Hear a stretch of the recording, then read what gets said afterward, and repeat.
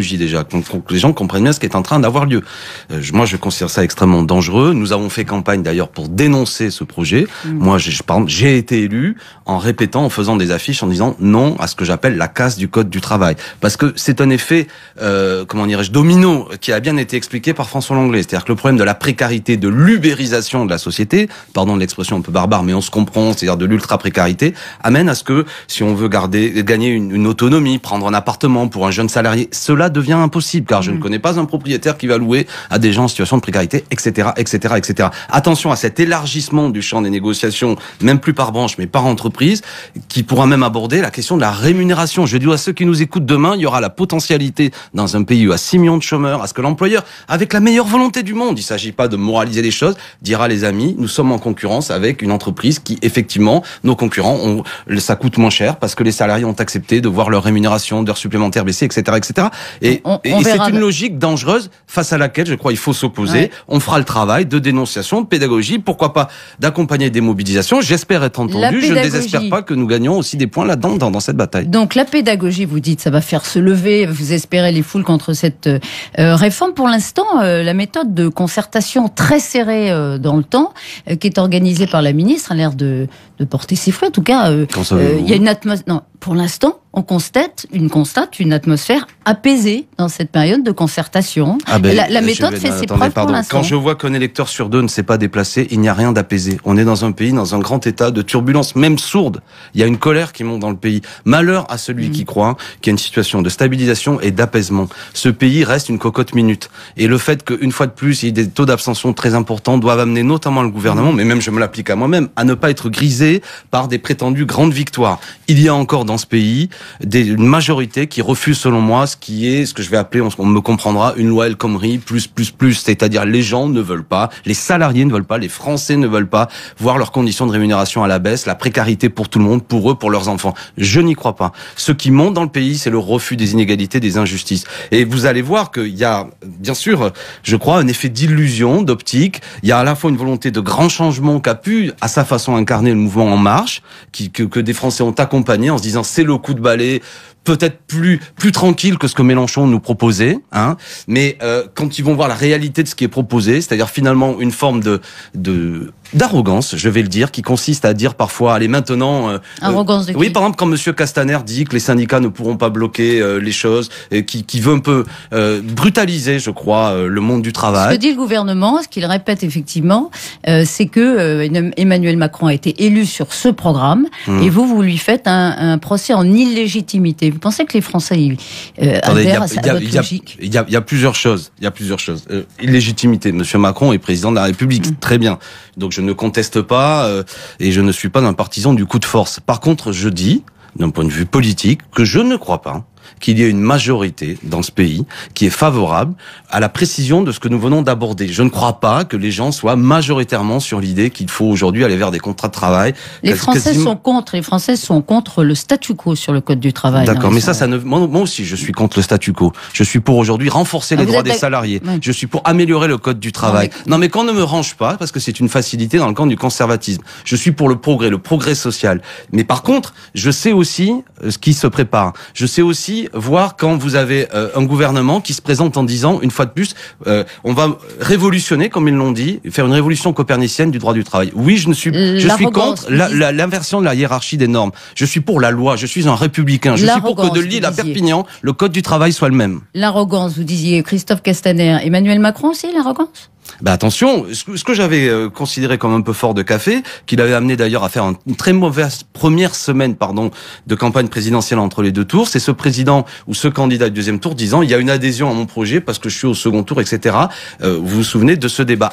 Attention, je le répète, il y a d'abord et avant tout une grande crise politique, un effondrement des partis traditionnels, une volonté de grands changements. Et vous le savez parce qu'on vous l'a déjà dit, qui vous a aussi touché, Alexis Corbière. dire aussi à France Insoumise. Vous aussi, vous avez été élu par un taux d'inscrits extrêmement faible à l'élection. Je l'ai dit. Non, mais c'est le député de Seine-Saint-Denis que je suis, c'est que dans ma circonscription, il y a eu un Français sur deux qui n'est pas allé voter. Ça a été d'ailleurs mes premiers mots. J'ai fait un tract de remerciement. C'est ce que je dis en premier. Et je vois un pays, et notamment en Seine-Saint-Denis, où ce qui monte, c'est une colère.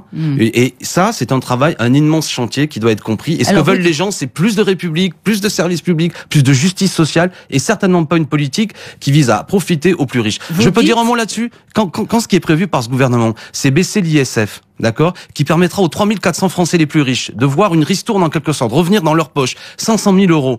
Et à l'inverse, qu'on veut augmenter la CSG pour les retraités qui ont une pension de 1200 euros. Vous savez que vous savez, oui. Je sais quoi?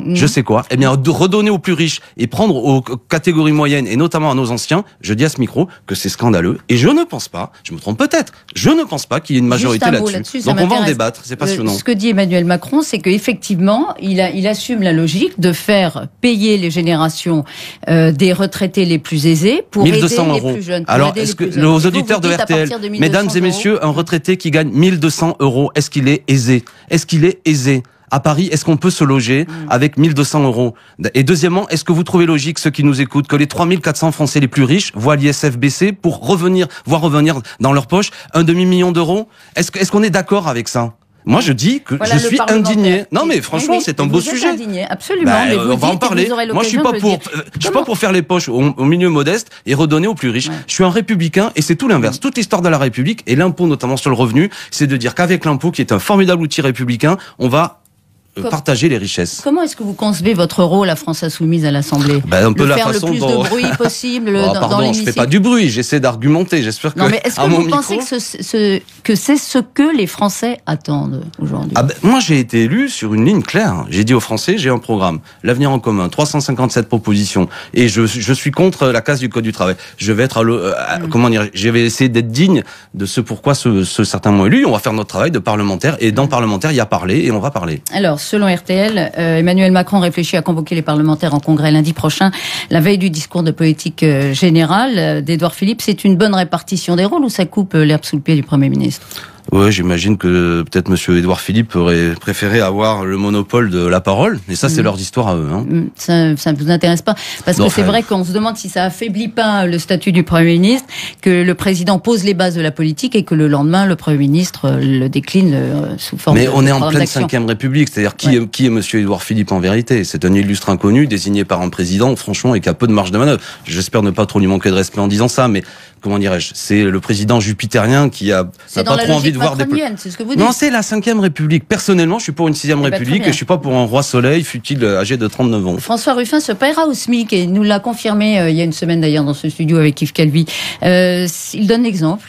En tant que parlementaire, il a dit que voilà, il reverserait le reste aux associations. Mais c'est un bel exemple. Moi, je suis pour après que chacun soit dans une réalité en fonction de ses revenus, de son patrimoine, etc. J'ai pas peut-être le même patrimoine que François Ruffin, qui est un type admirable.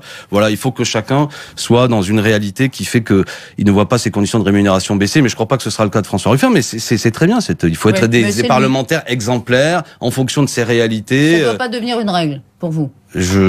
C'est quoi la règle, en l'occurrence? Quelle est-elle? Il n'y a pas de règle. Lui, il dit, je me paierai au SMIC parce que j'estime. Non, mais il ne vivra pas avec le SMIC, François Ruffin. Il a d'autres sources de revenus. Mais oui, enfin, je veux dire, mais il gardera l'équivalent d'un SMIC sur sa pension de parlementaire. Mais que chacun après regarde. Moi, j'ai pas de patrimoine. Je n'ai aucune famille qui a de l'argent. Je ne possède rien. À part un vélo. D'accord? Donc, franchement, je suis dans une situation comme beaucoup de gens.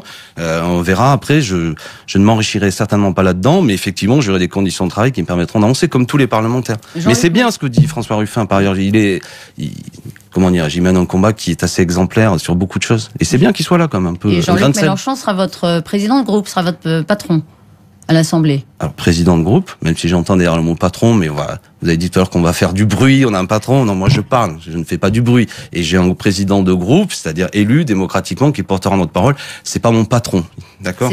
Mais c'est pas un peu le culte du chef quand même? Vous auriez pu penser par exemple... Si, c'est le culte du chef, le leader maximo, le tyran qui va imposer. Voilà, merci de l'avoir dit. Ce n'est que ça d'ailleurs. Je vous dis ça aussi parce que... Non mais Elisabeth Martichoux, donc le culte du chef. Est-ce que vous avez utilisé ces mots devant un député d'En Marche à propos d'Emmanuel Macron? Est-ce que vous lui dites que c'est le culte du chef? J'ai pas encore eu l'occasion, mais pourquoi pas. Vous le ferez, vous me le promettez? Vous me le promettez? Ce que je vous dis, c'est que vous n'avez, par exemple, ça a été relevé, il n'y a pas eu de femme qui, à ce stade, préside un groupe à l'Assemblée nationale. Vous, qui vous vantez d'être toujours à la pointe de ce type de combat, ça aurait été quand même une belle image. Tout à fait, mais c'est aussi pourquoi moi j'ai souhaité qu'il y ait Jean-Luc Mélenchon, c'est qu'il me semblait qu'après la campagne que nous avions menée, ça faisait sens que celui qui avait été le candidat puisse se retrouver comme étant le porte-parole de notre groupe, parce qu'en fait il s'agit de ça, le président du groupe, c'est celui qui porte la parole. Et je vais vous dire une dernière chose, parmi tous les talents de Jean-Luc Mélenchon, il y a sans doute celui reconnu unanimement d'un verbe politique et d'un parlementaire qui, dans cet hémicycle magnifique qu'est l'Assemblée nationale, à mon avis, sera encore plus en valeur.